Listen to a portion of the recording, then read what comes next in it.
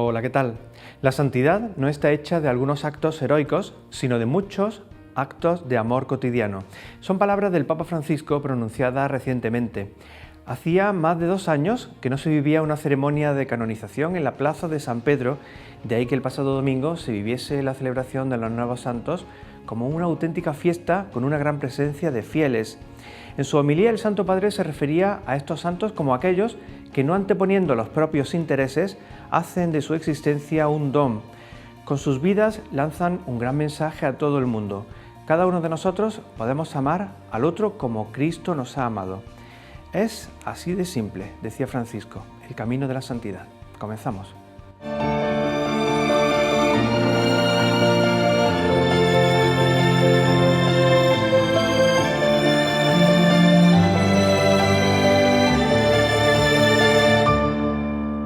Este domingo, en la plaza de San Pedro, el Papa Francisco declaró santos a 10 beatos de distintas nacionalidades, desde un carmelita holandés asesinado en un campo de concentración hasta un laico de la India martirizado en el siglo XVIII. La universalidad de la Iglesia estaba muy presente en la plaza de San Pedro. En su homilía, Francisco recordó que la santidad no es para héroes, sino para todos y está al alcance de cualquiera. Una celebración multitudinaria con más de 50.000 personas que fueron testigos de esta declaración que venía a recordar la verdad del Evangelio, que todos somos amados y estamos llamados a descubrir el significado de este amor en la vida de cada uno. Entre los nuevos santos, Carlos de Foucauld nos muestra un camino para vivir el Evangelio hoy. Desde hace más de un siglo muchos se han sentido atraídos por este hombre que nos hace entrar en la intimidad de Dios y que nos empuja a reconocer en cualquier persona un hermano o una hermana en humanidad. Charles de Foucauld fue un sacerdote francés que abandonó una vida aristocrática para vivir en el desierto argelino. Y aunque vivió al margen de la sociedad durante la mayor parte de su ministerio sacerdotal, unas 20 congregaciones y otros grupos religiosos se inspiran hoy en la vida del ermitaño del Sáhara. Y es que a pesar de vivir entre los más pobres y abandonados, seguía estrechando lazos con comunidades católicas dentro y fuera de Francia. Pensiamo que fuese un eremita. Tenemos miles y miles de cartas de Charles de Foucauld, que tenía toda una red de correspondencia, y esto explica en parte cómo solo 10 años después de su muerte se abre la solicitud para iniciar su canonización. Dado que la mayoría de los milagros que conducen a las canonizaciones son curaciones milagrosas, el padre Bernard dice que el segundo milagro atribuido a la intercesión de Foucauld fue bastante inusual. Se trata de un obrero de la construcción de 21 años no bautizado, llamado Charles, que se cayó desde una altura de más de 15 metros mientras trabajaba en el tejado de una capilla en 2016. Ocurrió en la ciudad donde había vivido Foucauld y precisamente la víspera del centenario de su muerte. Los médicos dijeron que científicamente no podían explicarse que sobreviviera. Con esta coincidencia del momento, del lugar y de este joven que se llama Carlos y no está bautizado, reconocimos que esta gracia, este milagro, era de Dios por intercesión del beato Charles de Foucauld y que iba a servir para proclamarlo santo. Aunque Foucauld murió hace más de 100 años, el padre Bernard dice que el ejemplo de su vida, comprometiéndose con personas de otras religiones y atendiendo a los desatendidos, sigue siendo relevante hoy en día. Charles de Foucauld nos enseña que debemos tener el corazón y la mente muy abiertos a todos, pero también que para dialogar con la vida, nuestra identidad cristiana debe ser fuerte. Revolucionario a su manera, la vida de Charles de Foucauld demuestra que la santidad puede encontrarse en cualquier lugar, incluso en el desierto. Vivimos en un mundo donde el amor mismo es condenado, lo llaman debilidad, algo que hay que superar. Así comenzaba una meditación del nuevo santo carmelita holandés Tito Brandsma, que fue condenado por su oposición a la ideología nazi. Vamos a conocerle un poco mejor. San Tito Brandsma, sacerdote carmelita de origen holandés, fue también profesor y periodista. Murió asesinado en un campo de concentración nazi. Tras la invasión del Tercer Reich en 1940, Brandsma sirvió de enlace entre las redacciones de los diarios y el episcopado holandés. Ya que a él le tocó visitar los distintos periódicos católicos para decirles que no podían publicar la propaganda nazi. Y si publicaban esta propaganda, pues dejarían de ser considerados católicos. El 19 de enero de 1942, Tito Brandsma estaba regresando al convento cuando fue detenido y encarcelado en la prisión de Srebrenica. Después lo trasladaron al campo de concentración de Dachau, donde murió por inyección letal. Pero antes había tenido una experiencia muy fraternal con los más de 2000 sacerdotes y religiosos que estaban con él. Y a veces pues es difícil encontrar testimonios, pero en el caso del padre Tito, desde el primer momento hay fama de santidad. Entonces los compañeros de presidio, los que estuvieron con él, los supervivientes de Dachau, pues escriben una carta pidiendo que se inicie el proceso de beatificación. El milagro atribuido a su intercesión fue la curación de un sacerdote carmelita, el padre Michael Driscoll, de un melanoma metastásico de los ganglios linfáticos en 2004. Párroco en Estados Unidos, se encomendó al beato Tito Brandsma, cuyo testimonio conoció cuando era seminarista a través de un profesor holandés que había vivido en la misma comunidad que Brandsma cuando fue detenido por la Gestapo. Cuando tuve este cáncer, la gente me dijo que rezara al padre Tito. Necesitábamos un milagro y así fue como empezó todo. Después de ser operado, el padre Driscoll dice que los médicos esperaban que el cáncer volviera a aparecer. Él siguió rezando y su curación, una vez considerada definitiva, le ha valido por parte de la Iglesia Universal el reconocimiento de santidad a Tito Brandsma. Dice el Papa que no se puede hacer política con ideología. En el debate o intercambio de ideas, les decía a un grupo de jóvenes políticos, es necesario comparar siempre nuestras ideas con el espesor de lo real si no queremos construir sobre la arena que tarde o temprano acaba derrumbándose. Algo así podemos estar viviendo en la polémica del aborto cuando se aprueba una ley cuya letra y retórica subraya los derechos de una parte mientras obvia la espesa realidad que supone la eliminación voluntaria de la vida de un ser humano en su etapa inicial. Por cierto, se espera un pronunciamiento del Tribunal Constitucional sobre la actual ley del aborto de 2010, que se ha hecho esperar más de 12 años, prueba del debate que este tema suscita. Mientras, en Estados Unidos se ha filtrado un informe del Tribunal Supremo que podría declarar inconstitucional una histórica sentencia que desde 1973 permitía el aborto en todos los estados. Se va a estrenar en España muy pronto una película que cuenta cómo se preparó la sentencia Roe Wade, un momento que marcó el inicio de la liberación del aborto. We will hear arguments in Roe against Wade. You may proceed.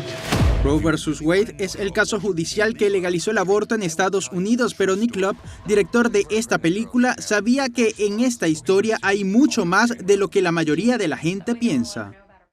La mayoría piensa que la historia trata de una mujer que quería abortar, a la que no se permitía hacerlo y que fue a los tribunales y consiguió abortar. Bueno, pues no es eso realmente. Eso no tiene nada que ver con Roe. Varias organizaciones buscaban legalizar el aborto en Estados Unidos y fueron a buscar a una chica, la encontraron, la hicieron firmar, la mintieron, le manipularon y ella ni siquiera había abortado. Y luego mintieron y manipularon a los medios. La historia es narrada por el protagonista de la película, Bernard Nathanson, interpretado por el propio Nick Loeb. Fue el mayor abortista de la historia de Estados Unidos. Fue uno de los fundadores de la Asociación Nacional para la Derogación de las Leyes de Aborto. Él mismo supervisó 70.000 abortos y fue uno de los tipos que salió a la luz con estadísticas falsas y luego admitió que había inventado todo. Años más tarde se convirtió y se hizo provida. Roe vs. Wade se basa en fuentes de primera mano para revelar este complejo caso judicial que ha marcado la política y los medios de comunicación en Estados Unidos.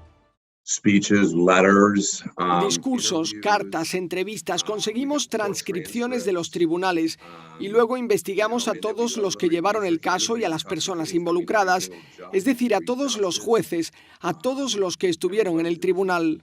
La productora de Roe vs. Wade lanzó una página web para comprobar los hechos y acompañar la película. El rodaje va más allá del debate sobre el aborto y recrear uno de los casos judiciales más controvertidos de la historia de Estados Unidos. Asociaciones pro vida claman contra una ley que ignora la protección del hijo y el derecho a la vida.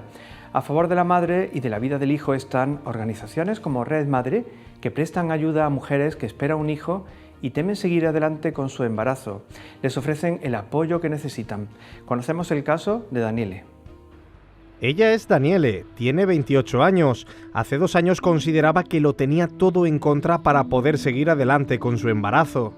Pues me encontraba en situación de calle, sola, sin nadie, sin familia y sin salida, no podía, me he quedado embarazada, estaba trabajando, solo que en el trabajo no podía quedarme porque no tenía papeles y embarazada peor tampoco.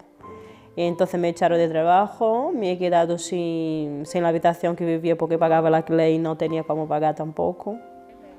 Y el padre de la niña no quería saber nada de nosotras. Creía no tener salida. Daniele veía el embarazo como un problema. En mi cabeza solo venía el momento de aborto. Voy a abortar porque no tengo cómo salir adelante.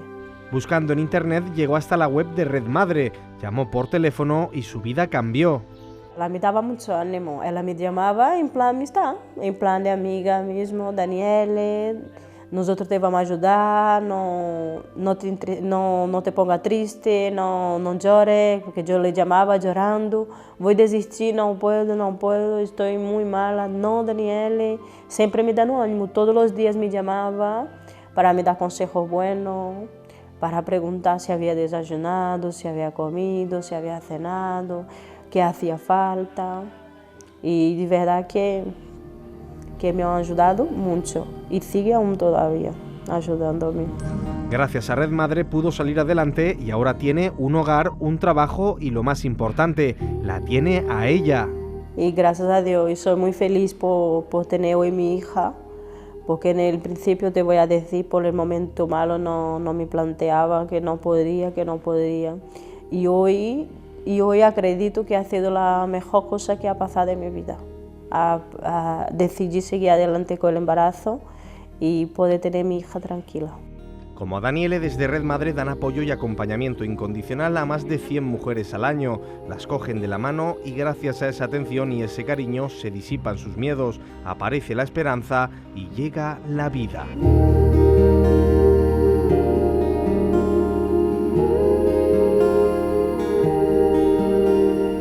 La esperanza entre los cristianos se alimenta de la fuerza del Espíritu Santo que ha empujado a la Iglesia desde sus inicios a caminar en la misión del Evangelio. Oímos la reflexión del obispo don José Manuel Lorca Planes.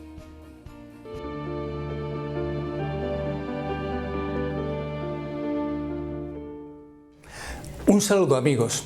En este tiempo de Pascua, que ya estamos terminando prácticamente, estamos en el 6º domingo de este maravilloso tiempo de la resurrección de nuestro Señor, se nos invita desde la palabra de Dios, desde las lecturas, a trabajar en la comunión entre nosotros, en trabajar en la sinodalidad, porque la comunión no es otra cosa sino esto, el contar unos con otros y todos poner de nuestra parte para el bien de toda la comunidad, de todo el pueblo de Dios prácticamente, valorando al otro.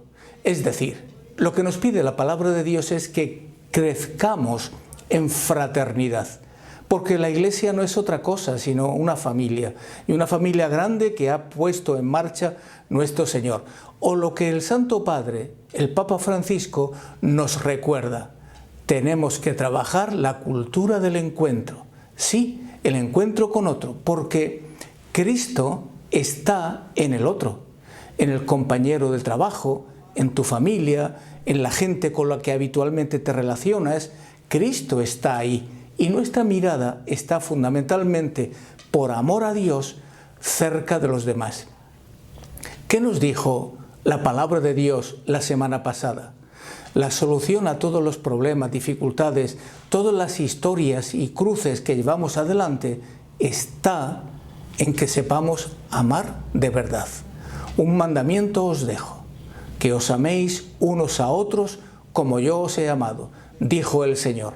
Esto es lo que realmente fomenta, cuida y protege a una comunidad de creyentes, a cada uno de nosotros, si somos capaces de vivir el amor como estilo de vida, porque es nuestra esencia y a esto estamos convocados de parte del Señor.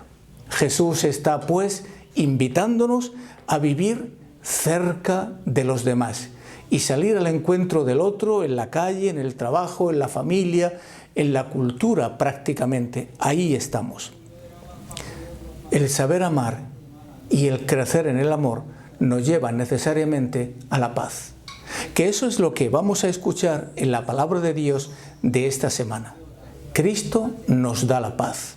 Esa serenidad interior como para aceptar las cosas desde el amor a Dios y saber tender la mano a todos.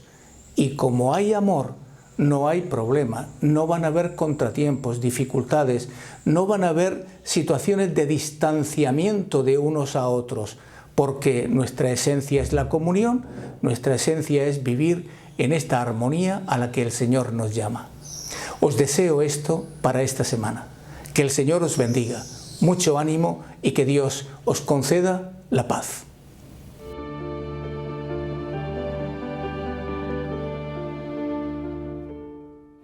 Se celebran unas jornadas dedicadas a la figura de la beata Sor María Ángela Storch, con la colaboración también de las Madres Clarisas Capuchinas de Murcia, el Obispado de Cartagena y la Real y muy ilustre Cofradía de Nuestro Padre Jesús Nazareno de Murcia. Un evento dirigido a todo aquel interesado en conocer más sobre la fundadora del convento de las Hermanas Clarisas Capuchinas de Murcia. La beata Sor María Ángela Storch, fundadora de los conventos de las Clarisas Capuchinas de Murcia y Zaragoza, fue beatificada por San Juan Pablo II el 23 de mayo de 1982. Del 19 al 21 de mayo se celebrará en la ciudad de Murcia la mística del breviario, jornadas con motivo del 40 aniversario de su beatificación, con el objetivo del encuentro y la oración en torno a la figura de la beata. Todos los fieles devotos de la beata pues están invitados a cualquiera de estos actos, ¿no? Y yo pienso que puede ser, a una persona tan querida, seguro que habrá una buena participación de gente, y les animamos también a encomendarse a ella, a conocerla mejor. Son numerosos los testimonios que hablan de las gracias concedidas por la mediación de Sor María Ángela Storch, cuyo cuerpo se venera en el convento de las Hermanas Clarisas Capuchinas de Murcia. Gracias a la Madre María Ángela, mi hijo vive. Queridas hermanas, quiero dar gracias públicamente a Madre María Ángela Storch por el gran favor que he obtenido. El 9 de junio ingresamos a mi hijo en el hospital con una meningitis muy grave. Estuvo 4 días en coma. Los médicos no daban esperanzas de salvarlo. Fue entonces cuando recurrí a ella con toda mi fe pidiéndole la salvación de mi hijo. También llamé al monasterio pidiéndole a la hermana portera que por favor pidieran a la hermana María Ángeles por la salvación de mi hijo. Y ¡qué maravilla! Mi hijo dio un gran cambio. Empezó a mejorar, progresando cada hora y cada día. Los médicos estaban muy admirados. Y todo gracias a la poderosa intercesión de la Madre María Ángela. Nunca me olvidaré de este grandísimo favor y milagro para mí. De corazón, gracias Madre María Ángela. La Universidad Católica San Antonio, las Madres Clarisas Capuchinas de Murcia, el Obispado de Cartagena y la Real y muy ilustre Cofradía de Nuestro Padre Jesús Nazareno de Murcia, con la colaboración de la Congregación de la Causa de los Santos de la Santa Sede, organizan estas jornadas dirigidas a todo el público en general y en particular a todos los interesados en conocer más sobre la figura de la beata.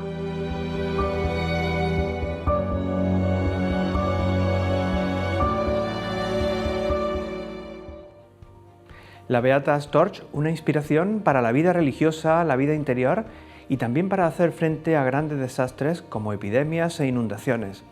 En nuestro mundo de hoy, aún bajo la sombra del COVID, la guerra de Ucrania, además de un drama con miles de muertos y destrucción, está provocando la subida de precios, algo que afecta especialmente a las familias más pobres, a quienes tratan de ayudar desde el Banco de Alimentos. Cada vez son más las familias que requieren de su ayuda para poder disponer de alimentos. El número de beneficiarios de los bancos de alimentos ha incrementado un 20% a nivel nacional, cifra que en la región, al ser la tercera comunidad con más pobreza, asciende hasta el 25%. Pues todo se ha desencadenado, sobre todo el conflicto de Ucrania. Con el conflicto de Ucrania se ha disparado la inflación por la subida del gas, de la gasolina, de los alimentos de primera necesidad. Ucrania exporta muchísimo cereal, con lo cual han subido los piensos. ¿Qué pasa? Que han subido los huevos, ha subido el pollo, ha subido las carnes, ha subido la pasta, todos alimentos de primerísima necesidad. La inflación ha incrementado el número de personas que demandan alimentos. Hasta 55.000 familias murcianas fueron atendidas en 2021, pero ha llevado a una disminución de empresas que puedan colaborar. Las empresas, lógicamente, tienen que abaratar costes, tienen que ser más productivas y el número de donaciones de la empresa ha disminuido. También ha disminuido el número de socios, benefactores que tenemos. Desde el Banco de Alimentos del Segura lanzan un llamamiento a aquellas personas que quieran participar en su proyecto humanitario siendo voluntarios. Solo de esta forma podrán continuar creando campañas para recaudar fondos. La última de ellas se llama Ningún Hogar Sin Alimentos, es el tercer año que se organiza. El año pasado tuvimos en la región de Murcia unos ingresos de unos 140.000 euros entre el año pasado y el anterior que se dedican al 100% a la compra de alimentos y este año esperamos superar esa cifra. Mantienen la esperanza en seguir creciendo como organización para ayudar así a todo aquel que lo necesite. En Abanilla se encuentra la Santísima Cruz, un relicario que conserva unos trozos de astillas de la Cruz de Cristo. Allí la Hermandad de la Santísima Cruz de Abanilla promueve su veneración y ha solicitado la celebración de un año jubilar extraordinario en 2026. Los miembros del Consejo de Gobierno, con el presidente Fernando López Miras, que se reunían en Abanilla, aprovechaban para visitar la iglesia de San José y venerar la Santísima Cruz. El alcalde del municipio, José Antonio Blasco, regidor de la localidad, les iba guiando en esta visita.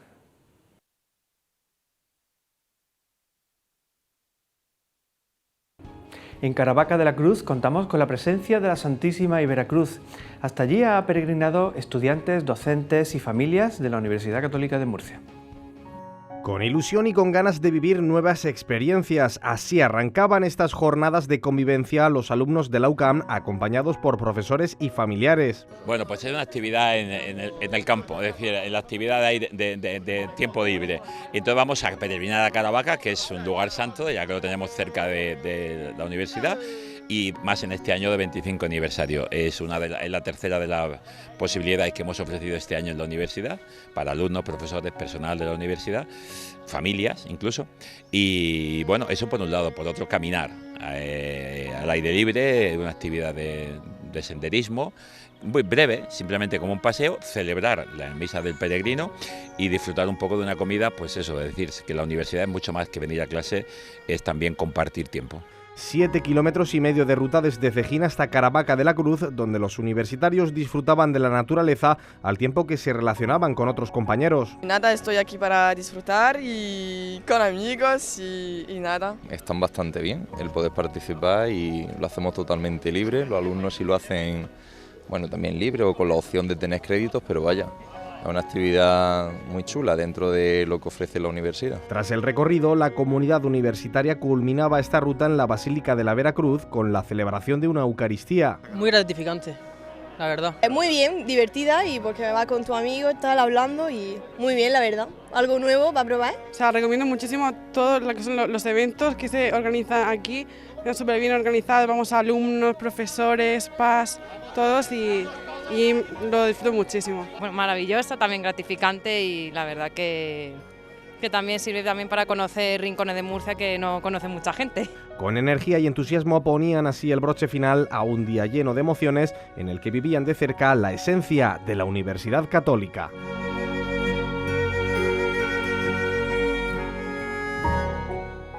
Y llegamos al final de este programa. Recordemos las palabras del Papa Francisco. La santidad no está hecha de algunos actos heroicos, sino de mucho amor cotidiano. Nos despedimos con las imágenes de la peregrinación hasta Caravaca de la Cruz. Nosotros nos vemos la semana que viene. Sean felices.